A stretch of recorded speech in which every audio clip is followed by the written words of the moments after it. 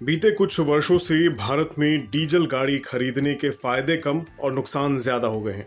Diesel गाड़ी लेने के पीछे पहले सबसे बड़ी वजह यह होती थी कि पेट्रोल और डीजल की कीमतों में 15 रुपए प्रति लीटर से ज्यादा का फर्क रहता था।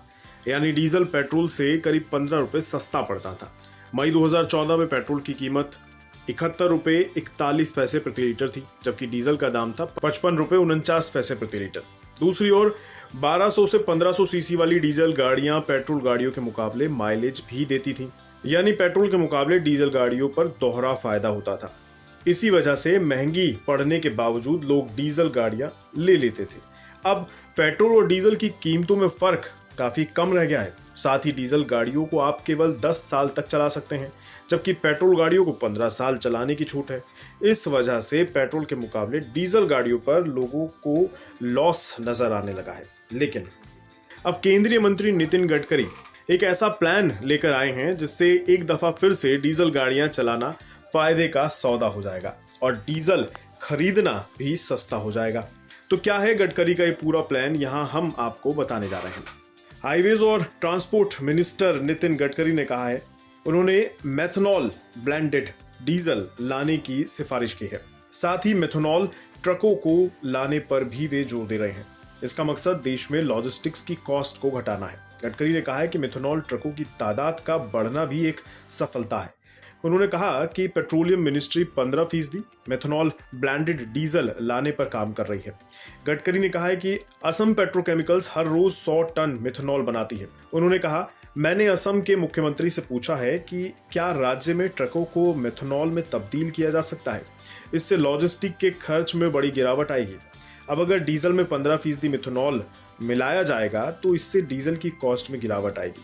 साथ ही प्रदूषण को भी कम करने में मदद मिलेगी। इससे डीजल कार चलाने वालों को फायदा होगा, क्योंकि सरकार के पास डीजल की कीमतों को एक बार फिर से कम करने का मौका होगा।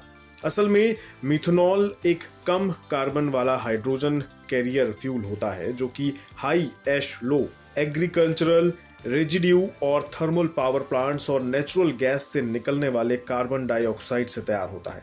इसे लेकर सरकार के नीति आयोग ने भी एक रोड मैप तैयार किया है और इसे मेथनॉल इकोनॉमी का नाम दिया गया है।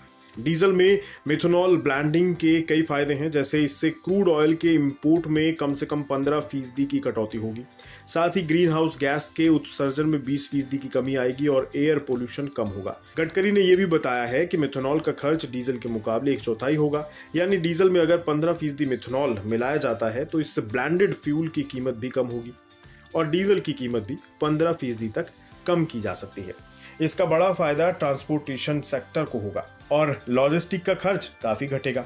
नीति आयोग की रिपोर्ट में कहा गया है कि मेथनॉल इकोनॉमी से देश में 50 लाख नौकरियां पैदा होंगी। ये नौकरियां मेथनॉल प्रोडक्शन, एप्लीकेशन और डिस्ट्रीब्यूशन जैसे कामों में आएंगी। इसमें कहा गया है कि एलपीजी में 20%, डीएमई यानी डायमेथिल एथर मिलने से भी देश के 6000 करोड़ रुपए बचेंगे। डीएमई मेथनॉल से ही बनने वाला प्रोडक्ट है।